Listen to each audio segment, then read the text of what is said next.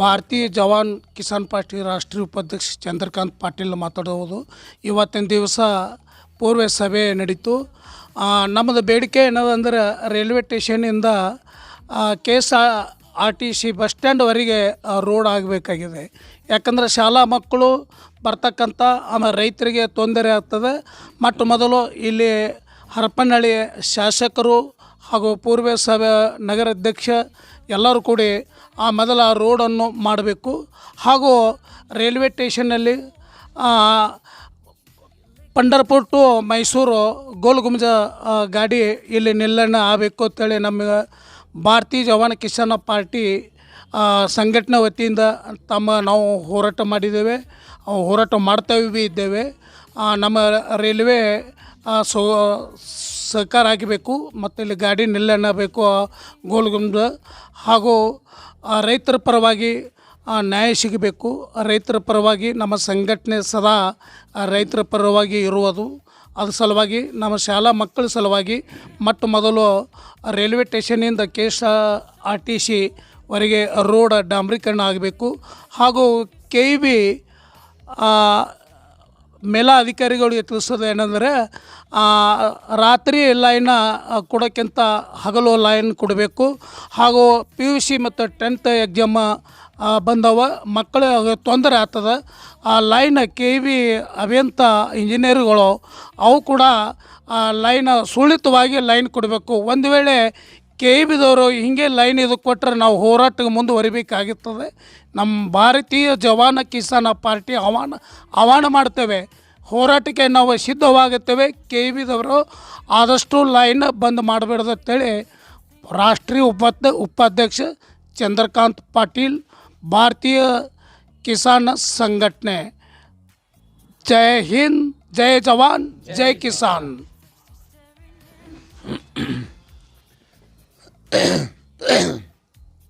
ಓಕೆನಾ? ಎಲ್ರಿಗೂ ನಮಸ್ಕಾರ.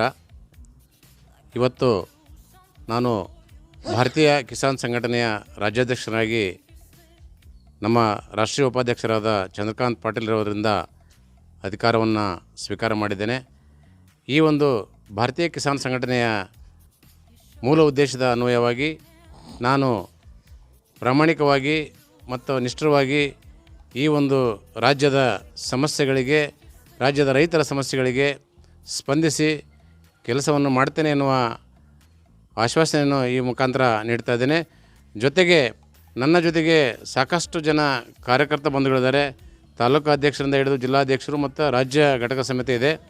ಈ ಒಂದು ಸಂಘಟನೆಯಲ್ಲಿ ಈ ಸಂಘಟನೆ ರಾಷ್ಟ್ರಮಟ್ಟದ ಸಂಘಟನೆ ಈ ದಿನ ನಮ್ಮ ಕರ್ನಾಟಕ ರಾಜ್ಯಕ್ಕೆ ಪರಿಚಯ ಮಾಡಿಕೊಟ್ಟಿರ್ತಕ್ಕಂಥ ನಮ್ಮ ಪೂರ್ಣಿಮಾ ಮೇಡಮ್ ಹಾಗೂ ಚಂದ್ರಕಾಂತ್ ಪಾಟೀಲ್ ಅವರಿಗೂ ಸಮೇತ ಹೃದಯಪೂರ್ವಕ ಅಭಿನಂದನೆ ಸಲ್ಲಿಸ್ತೇನೆ. ಜೊತೆಗೆ ಈಗ ತಾನೇ ನಾವೆಲ್ಲ ರೈಲ್ವೆ ಸ್ಟೇಷನ್ದ ಬರೋ ಕಾಲಕ್ಕೆ ನೋಡಿದ್ವಿ, ಮನವಿ ಪತ್ರ ಕೊಟ್ಟು ಬರೋ ಕಾಲಕ್ಕೆ ಅಲ್ಲಿರ್ತಕ್ಕಂಥ ರಸ್ತೆ ಏನು ಮಾಡಿದೆ, ತಗ್ಗುಗುಂಡಿಯಿಂದ ಕೂಡಿದೆ. ಇಲ್ಲಿರ್ತಕ್ಕಂಥ ಸ್ಥಳೀಯ ಶಾಸಕರು ಸ್ಥಳೀಯ ಶಾಸಕರಾಗಿರ್ಬೋದು, ಇಲ್ಲಿರ್ತಕ್ಕಂಥ ಸಂಸದರಾಗಿರ್ಬೋದು, ಆ ರಸ್ತೆಯ ಬಗ್ಗೆ ತುರ್ತಾಗಿ ಗಮನ ಹರಿಸಿ ಅಲ್ಲಿರ್ತಕ್ಕಂಥ ಪ್ರಯಾಣಿಕರು ರಾತ್ರಿ ಸಮಯದಲ್ಲಿ ಮತ್ತು ಬೆಳಗಿನ ಸಮಯದಲ್ಲಿ ಓಡಾಡ್ತಕ್ಕಂಥ ವ್ಯವಸ್ಥೆ ಇದೆ, ಅಲ್ಲಿ ಬೇಗನೆ ಈ ಸಮಸ್ಯೆಗೆ ಬಗೆಹರಿಸಿ ಅಲ್ಲಿರ್ತಕ್ಕಂಥ ರಸ್ತೆ ಕಾಮಗಾರಿಯನ್ನು ತ್ವರಿತ ಪೂರ್ಣಗೊಳಿಸಬೇಕಾಗಿ ಕೇಳ್ಕೊಳ್ತೇವೆ. ಇನ್ನೊಂದು ಹೇಳ್ಬೇಕಂತಂದರೆ ಈ ಒಂದು ಕರ್ನಾಟಕ ವಿದ್ಯುತ್ ಶಕ್ತಿ ಪ್ರಸರಣ ಬೆಂಗಳೂರು ಇದೆ ಏನಲ್ಲ ಬೆಸ್ಕಾಮ್, ಈ ಒಂದು ಬೆಸ್ಕಾಮ್ ಇಲಾಖೆಯವರು ಇದು ವಿದ್ಯಾರ್ಥಿಗಳ ಓದಿನ ಸಮಯ, ಹಾಗಾಗಿ PUC ಮತ್ತು SSLC ಪರೀಕ್ಷೆ ನಡೆಯುವ ಸಿದ್ಧತೆಯಲ್ಲಿ ಇದ್ದಾವೆ. ಹಾಗಾಗಿ ತಾವು ಕರೆಂಟನ್ನು ಹೆಚ್ಚಿನ ಮಟ್ಟದಲ್ಲಿ ತೆಗಿಬಾರ್ದು. ಹಾಗೆಯೇ ಈಗ ಬೇಸಿಗೆ ಬೆಳೆ ಬಿತ್ತಿರ್ತಕ್ಕಂಥ ರೈತರು ಏನು ಮಾಡ್ತಿದ್ದಾರೆ, 7 ತಾಸು ಕರೆಂಟ್ ಇದೆ, ಆ 7 ತಾಸು ಕರೆಂಟನ್ನು 12 ತಾಸನ್ನವರೆಗೆ ನೀವು ನಿಗದಿಪಡಿಸಬೇಕು. ಜೊತೆಗೆ ರಾತ್ರಿ ಸಮಯದಲ್ಲಿ ಈ ಒಂದು ವಿದ್ಯುತ್ ಶಕ್ತಿಯನ್ನು ಪೂರೈಕೆ ಮಾಡಿದಲ್ಲಿ ಅಲ್ಲಿರ್ತಕ್ಕಂಥ ರೈತರಿಗೆ ಏನಾಗಿದೆ ಅಂದರೆ ವಿಷ ಜಂತುಗಳ ಕಾಟದಿಂದ ರೈತ ಸಾವನ್ನಪ್ಪತಕ್ಕಂಥ ವ್ಯವಸ್ಥೆ ಇದೆ.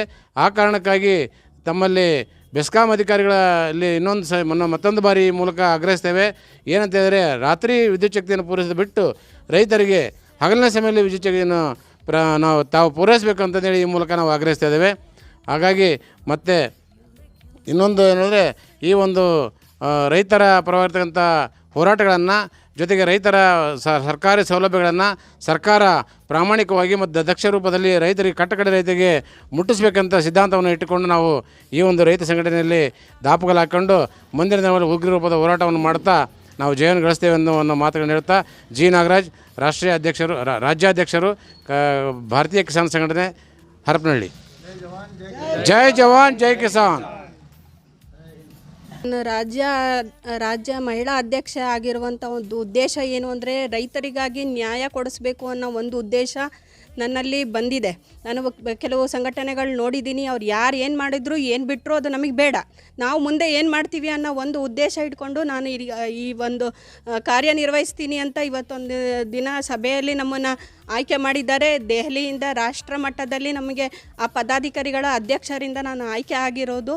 ಅದನ್ನು ನಾನು ಯಾವ್ದು ರೀತಿ ರೈತರಿಗೆ ನಾವು ಕಾನೂನುಬದ್ಧವಾಗಿ ನಿಯಮಿತವಾಗಿ ನಾವು ಅವರಿಗೆ ಒಂದು ಒಳ್ಳೆ ವ್ಯವಸ್ಥೆನ ಯೋಜನೆಗಳನ್ನು ಎಲ್ಲನೂ ಅವ್ರಿಗೆ ಕೊಡಿಸ್ಬಿಟ್ಟು ನಾವು ಒಂದು ನ್ಯಾಯನ ಕೊಡಿಸ್ಬೇಕು ಅನ್ನೋದೊಂದು ಉದ್ದೇಶ ಒಂದಿದೆ. ಆಮೇಲೆ ಎಲ್ಲ ರೈತ ಮಹಿಳೆಯರು ಮಾಡ್ತಾರೆ ಕಷ್ಟಪಟ್ಟು, ಆದರೆ ಎಲ್ಲೂ ಹೊರಗಡೆ ಬರ್ತಾ ಇಲ್ಲ. ಅವರೂ ನಾವು ಬೆಳಕಿಗೆ ತರಬೇಕು ಅನ್ನೋ ಒಂದು ಉದ್ದೇಶ ನಮ್ಮಲ್ಲಿದೆ. ಅವರು ಹೊರಗಡೆ ಬರಬೇಕು, ಆಮೇಲೆ ಮಕ್ಕಳಿಗೆ ಒಂದು ಉತ್ತಮವಾದ ಶಿಕ್ಷಣ ಕೊಡಬೇಕು ಅನ್ನೋ ಒಂದು ಉದ್ದೇಶ ನಮಗೆ ಭಾಳ ಇದೆ. ರೈತರ ಮಕ್ಕಳಿಗಾಗಿಯೇ ಒಂದು ಶಾಲೆಯನ್ನು ತರಿಬೇಕು ಅನ್ನೋ ಒಂದು ಉದ್ದೇಶನೂ ಕೂಡ ನಮಗಿದೆ. ಅದನ್ನು ಮಾಡ್ತೀವಿ ಅನ್ನೋ ಒಂದು ನಾವು ಕಾನ್ಸೆಪ್ಟ್ ಇಟ್ಕೊಂಡಿದ್ದೀವಿ, ಅದನ್ನು ಮಾಡ್ತೀವಿ. ಮಾಡಾದ್ಮೇಲೆ ಅವರಿಗೂ ಒಂದು ಒಳ್ಳೆಯ ಹುದ್ದೆ ಸಿಗಲಿ ಅಂತ ನಾವು ಕೇಳ್ಕೊಳ್ತೀವಿ. ಅವ್ರೂ ಒಂದು ಇವಾಗ ಹೆಣ್ಣು ಸಿಗ್ತಿಲ್ಲ, ಅದು ಒಂದು ತೊಂದರೆ ಆಗ್ತಾಯಿದೆ ರೈತರ ಮಕ್ಕಳಿಗೆ. ಅವರೇ ಇಲ್ಲ ಅಂದರೆ ನಾವೆಲ್ಲಿಂದ ಬರ್ತೀವಿ? ಅವ್ರು ಇರೋದ್ರಿಂದನೇ ನಾವು ಇವತ್ತು ಒಂದು ಹೊತ್ತು ಊಟ ಕಾಣ್ತಾ ಇದ್ದೀವಿ. ಅನ್ನದಾತ ಸುಖೀಭವ ಅಂತ ಅವ್ರನ್ನ ಈ ಒಂದು ಕ್ಷಣದಲ್ಲಿ ನೆನೆಸ್ಕೊತ, ಆಮೇಲೆ ಇವಾಗ ಮಕ್ಕಳಿಗೆ ಕರೆಂಟನ್ನು ತೆಗಿತಾ ಇದ್ದಾರೆ ಪದೇ ಪದೇ. ಅದನ್ನು ಆಗಬಾರ್ದು ಅಂತ ನಾನು ಕೇಳ್ಕೊಳ್ತಾ ಇದ್ದೀನಿ. ಯಾಕಂದರೆ ಓದೋ ಮಕ್ಕಳಿಗೆ ನಾವು ಅಡಚಣೆ ಮಾಡೋ ಅಂಥದ್ದು ತಪ್ಪಾಗ್ತದೆ. ಅದಕ್ಕೆ ಅದನ್ನೊಂದು ನೀವು ನೆರವೇರಿಸ್ಕೊಡ್ತೀರಾ ಅಂತ ಈ ಮೂಲಕ ಕೇಳ್ಕೊಳ್ತಿದ್ದೀನಿ. ಈ ಒಂದು ನನಗೆ ಕಾರ್ಯನಿರ್ವಹಿಸೋಕ್ಕೆ ಕೊಟ್ಟಿರುವಂಥ ಒಂದು ಪದವಿನ ನಾನು ಚಾಚು ತಪ್ಪದೆ ನಿರ್ವಹಿಸ್ತೀನಿ ಅಂತ ಈ ಮೂಲಕ ಕೇಳ್ಕೊಳ್ತಿದ್ದೀನಿ. ಎಲ್ಲರಿಗೂ ನನ್ನ ನಮನಗಳು.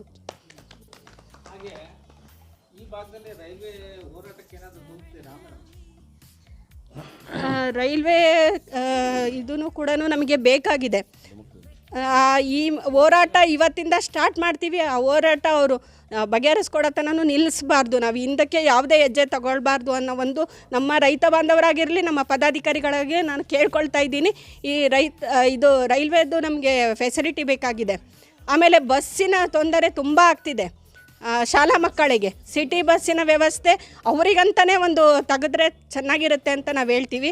ಎಲ್ಲರೂ ಅಡ್ಡಾಡೋರು ಜಾಸ್ತಿ ಆಗ್ತಾ ಇದ್ದಾರೆ, ಆದರೆ ಮಕ್ಕಳಿಗೆ ಆ ವ್ಯವಸ್ಥೆ ಸಿಗ್ತಾ ಇಲ್ಲ ಅನ್ನೋದೊಂದು ನಮ್ಮದು ಮೇನ್ ಕಾನ್ಸೆಪ್ಟ್ ಅದೇ ಇದೆ. ಮಕ್ಕಳಿಗೋಸ್ಕರ ನಾವು ಇದು ಹೋರಾಟ ಅದಕ್ಕೂ ಮಾಡಲಿಕ್ಕೆ ರೆಡಿ ಇದ್ದೀವಿ. ನಾವು ರೈಲು ಸಂಚಾರ ಬೇಕಾಗಿದೆ ನಮಗೆ ಅಂತ ಈ ಮೂಲಕ ರೈಲು ಸಂಪರ್ಕ ಕಲ್ಪಿಸ್ಕೊಡ್ಬೇಕು ಅಂತ ನಾನು ಮಾನ್ಯ ರೈಲ್ವೆ ಸಚಿವರಲ್ಲೂ ನಾನು ಈ ಮೂಲಕ ನಾವು ಕೇಳ್ಕೊಳ್ತಾ ಇದ್ದೀವಿ. ಅದನ್ನು ನೆರವೇರಿಸ್ತೀರಾ ಅಂತಂದು ನಾವು ಅಂದ್ಕೊಂಡು ಈ ಒಂದು ಮನವಿ ಮೂಲಕ ನಾವು ನಿಮ್ಮಲ್ಲಿ ಕೇಳ್ಕೊಳ್ತಾ ಇದ್ದೀವಿ. ಪ್ರೊಫೆಸರ್ ಸ್ವಾಮಿ ಗುರುಗಳಿಗೂ ನಮ್ಮ ನಮನಗಳನ್ನು ತಿಳಿಸುತ್ತಾ, ಇವತ್ತು ಅವ್ರ ಒಂದು ನಿಲುವಿನಿಂದ ನಾವು ಅವರು ಈ ರಾಜ್ಯಕ್ಕೆ ಏನೇನು ಕೊಡುಗೆಗಳು ಏನೇನು ಮಾಡಿದಾರೋ ಅದನ್ನು ನಾವು ಬಿಡಬಾರ್ದು. ಅವರು ಎಷ್ಟು ಹೋರಾಟ ಮಾಡಿದಾರೋ ಅದನ್ನೇ ನಾವು ಮುಂದೆ ಪಾಲಿಸ್ಕೊಂಡು ಹೋಗಬೇಕು ಅಂತ ನಾನು ಎಲ್ಲರಲ್ಲೂ ಕೇಳ್ಕೊತಿದ್ದೀನಿ. ಸರ್, ನಿಮ್ಮ ಪ್ರಶ್ನೆಗಳು ನೇರವಾಗಿರಲಿ, ನಾನು ನೇರ ಉತ್ತರಕ್ಕೆ ಬಂದುಬಿಡ್ತೀನಿ. ಓಕೆ.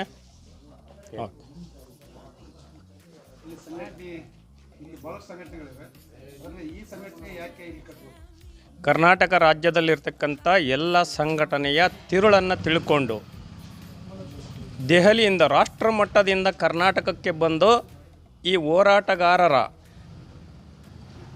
ಹೋರಾಟ ಹೇಗಿದೆ ಅನ್ನೋದನ್ನು ತಿಳ್ಕೊಂಡು ರಾಷ್ಟ್ರೀಯ ಮಟ್ಟದಲ್ಲಿ ಕರ್ನಾಟಕಕ್ಕೆ ಬಂದು ಕರ್ನಾಟಕದಲ್ಲಿ ಅದು ಹರಪನಹಳ್ಳಿಗೆ ಬಂದುಬಿಟ್ಟು ಇಲ್ಲಿ ಸಂಘಟನೆಯನ್ನು ಹುಟ್ಟು ಹಾಕಿ ಇವತ್ತು ಅಧಿಕಾರವನ್ನು ರಾಜ್ಯ ಮಹಿಳಾ ಮತ್ತು ಪುರುಷ ಅಧ್ಯಕ್ಷರಿಗೆ ಹಸ್ತಾಂತರ ಮಾಡಿದ ಮೂಲ ಉದ್ದೇಶ ಏನು ಅಂತಂದರೆ, ಈ ರಾಜ್ಯದಲ್ಲಿ ಹೋರಾಟಗಾರರನ್ನು ಸಂಪೂರ್ಣವಾಗಿ ಹತ್ತಿಟ್ಟಿರ್ತಕ್ಕಂಥದ್ದನ್ನು ಮನಗಂಡಿರ್ತಕ್ಕಂಥ ರಾಷ್ಟ್ರೀಯ ಉಪಾಧ್ಯಕ್ಷರಾಗಿರ್ತಕ್ಕಂಥ ಚಂದ್ರಕಾಂತ್ ಪಾಟೀಲ್ ಸರ್ ಅವರು ಇಲ್ಲಿಗೆ ಬಂದುಬಿಟ್ಟು ಈ ಅಧಿಕಾರವನ್ನು ಇವರಿಗೆ ಕೊಟ್ಟಿದ್ದಾರೆ. ಮುಂದೆ ಹೇಗೆ ನಡೆಸ್ಕೊಂಡು ಹೋಗ್ಬೇಕು ಅನ್ನೋದು ಕೂಡ ಮಾರ್ಗದರ್ಶನ ಮಾಡ್ತಾರೆ. ಮುಂದೆ ಹೇಗೆ ನಡೆಸ್ಕೊಂಡು ಹೋಗಬೇಕು, ಈ ಸಂಘಟನೆ ಹೇಗೆ ಪ್ರಬಲವಾಗ್ತದೆ, ರಾಜ್ಯದಲ್ಲಿರ್ತಕ್ಕಂಥ ರೈತರಿಗೆ ಏನು ಅನ್ಯಾಯ ಆಗ್ತದೆ ಅದನ್ನು ನೇರವಾಗಿ ನ್ಯಾಯ ಕೊಡಿಸುವ ವ್ಯವಸ್ಥೆಯನ್ನು ಮಾಡಲಿಕ್ಕೆ ಈ ಸಂಘಟನೆಯನ್ನು ಇಲ್ಲಿಗೆ ಕರೆತಂದಿದ್ದಾರೆ. ಮುಂದೆ ಎಳ್ಕೊಂಡು ಹೋಗೋ ಜವಾಬ್ದಾರಿಯನ್ನು ನಮ್ಮ ರಾಜ್ಯಾಧ್ಯಕ್ಷರ ಮೇಲೆ ಹಾಕಿದ್ದಾರೆ. ಕಾದು ನೋಡಬೇಕಾಗಿದೆ ಮುಂದೆ ಹೇಗೆ ನಡೀತದೆ ಅಂತ. ಇದರ ಪರಿಪೂರ್ಣ ತಿರುಳನ್ನು ತಿಳ್ಕೊಂಡ ನಾವು ರಾಜ್ಯದಲ್ಲಿರ್ತಕ್ಕಂಥ ರೈತರಿಗೆ ಹೇಗೆ ನ್ಯಾಯ ಕೊಡಿಸ್ಬೇಕನ್ನೋದಕ್ಕೆ ಬದ್ಧವಾಗಿ ಕಾನೂನು ವ್ಯಾಪ್ತಿಗೆ ತಂದು ಅವರಿಗೆ ನ್ಯಾಯ ಕೊಡಿಸುವ ವ್ಯವಸ್ಥೆಯನ್ನು ಕೂಡ ನಾವು ಮಾಡ್ತೀವಿ ಅಂತ ಈ ಮೂಲಕ ಹೇಳಲಿಕ್ಕೆ ಇಷ್ಟಪಡ್ತೀನಿ. ಇದು ರಾಷ್ಟ್ರೀಯ ಸಂಘಟನೆ ಆಗಿದ್ದು ಈ ಸದ್ಯದಲ್ಲಿ ರೈತ ಪರ ಅಂದ್ಕೊಂಡು ಯಾವುದಾದ್ರೂ ರಾಜಕೀಯ ಪಕ್ಷಕ್ಕೆ ಅಥವಾ ಬೇರೆ ಪಕ್ಷಕ್ಕೆ ಮರ್ಜಾಗಂತ ಯಾವುದಾದ್ರೂ ಆಲೋಚನೆಗಳಿದೆ? ರಾಜಕೀಯ ಪಕ್ಷಕ್ಕೆ ಮರ್ಜಾಗುವುದಾದರೆ ರಾಜ್ಯದಲ್ಲೇ ಬೇಕಾದಷ್ಟು ಸಂಘಟನೆಗಳಿವೆ. ಯಾವುದಾದ್ರೂ ಒಂದು ರಾಜ್ಯ ಸಂಘಟನೆಗೆ ಸೇರ್ಕೊಂಡು ಹೋರಾಟ ಮಾಡೋಕ್ಕೆ ಹೋದ್ರೆ ಆ ಎಲ್ಲ ಪಕ್ಷಗಳು ಈಗಾಗಲೇ ರಾಜಕೀಯ ಪಕ್ಷಕ್ಕೆ ಮರ್ಜಾಗಿದ್ದಾವೆ, ಅದಕ್ಕೆ ಸೇರ್ಕೊಳ್ತಿದ್ವಿ. ಸೊ ರಾಜಕೀಯ ಪಕ್ಷಕ್ಕೆ ಮರ್ಜಾಗಬಾರ್ದನ್ನೋ ಮೂಲ ಉದ್ದೇಶ ಇಟ್ಕೊಂಡು ಭಾರತೀಯ ಕಿಸಾನ್ ಸಂಘಕ್ಕೆ ನಾವು ಸೇರ್ಪಡೆಗೊಂಡಿದ್ದೇವೆ. ಯಾವುದೇ ಆಸೆ ಆಮಿಷಗಳು ಬಂದುಬಿಟ್ಟಿದ್ರು ನೀವು ಪಕ್ಷ ಬಿಟ್ಟು ಈ ನಿಮ್ಮ ಸಂಘಟನೆಯನ್ನು ಬಿಟ್ಟು ಬೇರೆ ಯಾವ ಪಕ್ಷಗಳಿಗೆ ಹೋಗಲ್ಲ ಅಥವಾ ನಿಮ್ಮದೇ ಒಂದು ಪಕ್ಷ ಕಟ್ತೀರಾ? ಸಮಯ ಸಂದರ್ಭ ಬಂದರೆ ನಾವೇ ರೈತರೆಲ್ಲ ಸೇರಿಕೊಂಡು ಒಂದು ಪಕ್ಷವನ್ನು ನಿರ್ಮಾಣ ಮಾಡಿಕೊಂಡು ರೈತರಿಗೆ ಏನು ಬೇಕು ಅದನ್ನು ದೊರಕಿಸಿಕೊಡಲಿಕ್ಕೆ ನಾವು ಮುಂದಾಗ್ತೀವಿ. ರೈತರಿಂದಾಗಿ ರೈತರಿಗೋಸ್ಕರ ರೈತರ ಪರವಾಗಿ ನಾವು ನಮ್ಮ ಪ್ರಾಣವನ್ನು ಕೂಡ ತ್ಯಾಗ ಮಾಡಲಿಕ್ಕೆ ಸಿದ್ಧರಿದ್ದೇವೆ. ಈಗ ರೈತರು ಕಟ್ಟುವ ತೆರಿಗೆ ಹಣದಿಂದಲೇ ರಾಜಕೀಯ ಮಾಡ್ತಾರೆ, ಅಧಿಕಾರಿಗಳ ಸಂಬಳವನ್ನು ಕೊಡ್ತಾರೆ. ಅದನ್ನು ನಾವೇ ಯಾಕೆ ಸ್ವತಃ ಬಳಸ್ಕೋಬಾರ್ದನ್ನೋ ಮೂಲ ಉದ್ದೇಶವನ್ನು ಇಟ್ಕೊಂಡಿದ್ದೇವೆ. ಈಗಾಗಲೇ ಕಾರ್ಮಿಕರಿಗೆ ನ್ಯಾಯ ದೊರಕಿಸ್ಕೊಡ್ಲಿಕ್ಕೆ ಡಾಕ್ಟರ್ ಮುಂದೆ ಬಂದಿದ್ದಾರೆ ಸಂದೀಪ್ ಅಂತೇಳಿ, ಮತ್ತು ನಮ್ಮ ಹೆಣ್ಣು ಮಕ್ಕಳಿಗೆ ನ್ಯಾಯ ದೊರಕಿಸ್ಕೊಡ್ಲಿಕ್ಕೆ ಪೂರ್ಣಿಮಾ ಮೇಡಮ್ ಅವರು ಬಂದಿದ್ದಾರೆ, ಪುರುಷರಿಗೆ ನ್ಯಾಯ ದೊರಕಿಸ್ಕೊಡ್ಲಿಕ್ಕೆ ನಮ್ಮ ನಾಗರಾಜ್ ಅವರು ಇದ್ದಾರೆ. ನಾವು ಕೂಡ ನಿರಂತರವಾಗಿ ಈ ಸಂಘಟನೆಯಲ್ಲಿ ಭಾಗಿಯಾಗಿ ಅವರಿಗೆ ನ್ಯಾಯ ದೊರಕಿಸಿಕೊಡುವ ಪ್ರತಿಯೊಂದು ಸರ್ಕಾರದ ಯೋಜನೆಯನ್ನು ಅವರಿಗೆ ತಲುಪಿಸುವ ವ್ಯವಸ್ಥೆ ಕೂಡ ಮಾಡ್ತೀವಂತ ಈ ಮೂಲಕ ಹೇಳಲಿಕ್ಕೆ ಇಷ್ಟಪಡ್ತೀನಿ. ರೈತರಿಗೆ ಬೇಕಾಗಿರ್ತಕ್ಕಂಥ ಮೂಲ ಸೌಲಭ್ಯಗಳಲ್ಲಿ ಮೂಲ ಹೋರಾಟ ಯಾವುದು? ರೈತರಿಗೆ ಬೇಕಾಗಿರುವ ಮೂಲ ಸೌಲಭ್ಯಗಳಲ್ಲಿ ಹಲವಾರು ಜ್ವಲಂತ ಸಮಸ್ಯೆಗಳಿವೆ. ಅದರಲ್ಲಿ ಮೊದಲನೆಯದು ವಿದ್ಯುತ್ ಶಕ್ತಿಯ ಕೊರತೆಯನ್ನು ನಾವು ನೀಗಿಸಲಿಕ್ಕೆ 12 ತಾಸು ಹಗಲು ಹೊತ್ತಲ್ಲಿ ಕರೆಂಟ್ ಕೊಡಬೇಕಂತ ನಾವು ಹೋರಾಟಕ್ಕೆ ಇವತ್ತೇ ಚಾಲನೆ ಕೊಡ್ತೀವಿ ಅಂತ ಹೇಳಲಿಕ್ಕೆ ನಾನು ಇಷ್ಟಪಡ್ತೀನಿ. ಎರಡನೇದು, ಪ್ರತಿ ರೈತರಲ್ಲದೇ ಇರತಕ್ಕಂಥವರು ರೈತರಂತೇಳಿ ಹೊಲಗಳಲ್ಲಿ ಬೋರ್ ಹಾಕ್ಸ್ಕೊಂಡಿರ್ತಕ್ಕಂಥದ್ದು ನಿಮ್ಮ ಕಣ್ಣೆದುರಿಗಿದೆ. 4,000 ಬೋರ್ಗಳು ನಮ್ಮ ಬಳ್ಳಾರಿ ಜಿಲ್ಲೆಯಲ್ಲಿ ಅನಧಿಕೃತ ಆಗಿರ್ತಕ್ಕಂಥದ್ದನ್ನು ಎಂ ಪಿ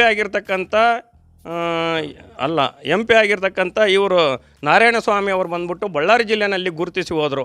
ಅಂಥ ಅಕ್ರಮಗಳಿಗೆ ನಾವು ಕಡಿವಾಣ ಹಾಕಿ ಮೂಲ ರೈತರಿಗೆ ಕೊಡಿಸ್ಲಿಕ್ಕೆ ನಾವು ಪ್ರಾಮಾಣಿಕ ಪ್ರಯತ್ನ ಮಾಡ್ತೀವಂತ ಈ ಮೂಲಕ ಹೇಳಲಿಕ್ಕೆ ಇಷ್ಟಪಡ್ತೀನಿ. ಇದು ಅಲ್ಲದೆ ರೈತರು ಬೆಳೆದಿರ್ತಕ್ಕಂಥ ಬೆಳೆಗಳಿಗೆ ನೇರ ರೈತರಿಂದ ಮಾರುಕಟ್ಟೆಯಿಂದ ಗ್ರಾಹಕರಿಗೆ ತಲುಪಿಸುವ ವ್ಯವಸ್ಥೆಯನ್ನು ಮಾಡಬೇಕಂತ ಯೋಚನೆ ಮಾಡಿದ್ದೇವೆ. ಈ ಸಂಘಟನೆಯ ಮೂಲ ಉದ್ದೇಶ ಇನ್ನೂ ಹಲವಾರಿವೆ. ನಮಗೆ ಸಮಯದ ಅಭಾವ ಇದೆ. ನೀವು ಮಾಧ್ಯಮದವರು ಇಷ್ಟೇ ಬಿತ್ತಾರ ಮಾಡ್ತೀರಿ. ನಾವು ಏಟ್ ಹೇಳಿದ್ರು ಕೂಡ 2 ನಿಮಿಷ 3 ನಿಮಿಷ 30 ಸೆಕೆಂಡ್ ಬಿತ್ತಾರ ಮಾಡ್ತೀರಿ. ಹಾಗಾಗಿ ನಾವು ಶಾರ್ಟ್ ಆ್ಯಂಡ್ ಸ್ವೀಟ್ ಆಗಿ ಹೇಳಲಿಕ್ಕೆ ಇಷ್ಟಪಟ್ಟಿದ್ದೇನೆ. ಭಾರತೀಯ ಕಿಸಾನ್ ಸಂಘದಲ್ಲಿ ನನ್ನನ್ನು ರಾಜ್ಯ ಕಾರ್ಮಿಕ ಘಟಕದ ಅಧ್ಯಕ್ಷನಾಗಿ ನನ್ನ ಆಯ್ಕೆ ಮಾಡಿದ್ದಾರೆ. ಧನ್ಯವಾದಗಳು. ಮೊದಲನೇದಾಗಿ ಕಾರ್ಮಿಕರಿಗೆ ಯಾವ್ಯಾವುದು ಕೊರತೆಗಳು ಇರಿದೆನೋ ಕಾರ್ಮಿಕ ವರ್ಗಕ್ಕೆ ನಾನು ನನ್ನ ಸಂಘದ ವತಿಯಿಂದ ನ್ಯಾಯ ಕೊಡಿಸೋಕ್ಕೆ ನಾನು ಪ್ರಾಮಾಣಿಕ ಪ್ರಯತ್ನ ಮಾಡ್ತೀನಿ ಅಂತ ಇವತ್ತಿಂದ ನಾನು ಒಂದು ನಿಲುವನ್ನು ತೆಗೆದುಕೊಂಡಿದ್ದೇನೆ. ಹಾಗೆ ರೈತರ ಸಮಸ್ಯೆಗಳಿಗೂ ಮೊದಲೇ ಹೇಳಿದಾಗೆ ಮೊದಲನೇದು ನೀರಿನ ಸಮಸ್ಯೆ ಏನು ಬಂದರು, ಎರಡನೇದು ಇವರು ಹೇಳ್ದಂಗೆ ವಿದ್ಯುತ್ ಶಕ್ತಿ ಕೊರತೆ ಆದಾಗ ಇವೆಲ್ಲ ಪ್ರತಿಯೊಂದು ಸಮಸ್ಯೆಗಳಿಗೂ ನಾವು ಸ್ಪಂದಿಸ್ತೀವಿ ಅಂತಂದು ಈ ಮೂಲಕ ನಾನು ಹೇಳೋಕ್ಕೆ ಇಷ್ಟಪಡ್ತಿದ್ದೇನೆ. ಧನ್ಯವಾದಗಳು.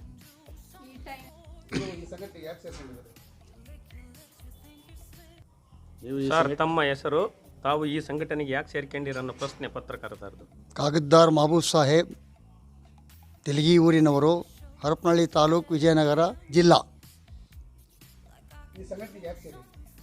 ತುಂಬ ಸಂತೋಷ. ಭಾಳ ಚೆನ್ನಾಗಿ ಪ್ರಶ್ನೆ ಮಾಡಿದ್ದೀರಾ.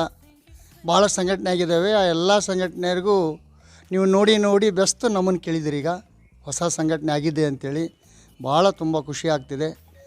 ಈ ಸಂಘಟನೆಗಳು ಎಲ್ಲ ಆಗ್ತಿದ್ದಾವಲ್ಲ, ಯಾವ ಸಂಘಟನೆಗಳು ಏನೇನು ಮಾಡ್ತಿದ್ದಾರೆ, ಹೆಂಗೆ ಮಾಡ್ತಿದ್ದಾರೆ ಅನ್ನೋದು ನಮ್ಗಿಂತ ಜಾಸ್ತಿ ನಿಮಗೆ ಗೊತ್ತಿದೆ. ಇದು ಕಿಸಾನ್, ಇದು ನಮ್ಮ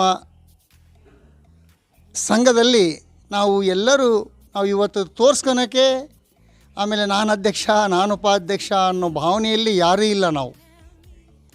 ನಾವು ಅದನ್ನು ನಿಯತ್ತಿಂದ ನಿಗದಿತವಾಗಿ ನಾವೆಲ್ಲ ರೈತರು ಮನೆಯವರೇ, ರೈತನೇ ದೇಶಕ್ಕೆ ಅನ್ನ ಹಾಕೋದು. ಆ ಅನ್ನ ಹಾಕೋನಿಗೆ ನ್ಯಾಯ ಸಿಗ್ತಾ ಇಲ್ಲ.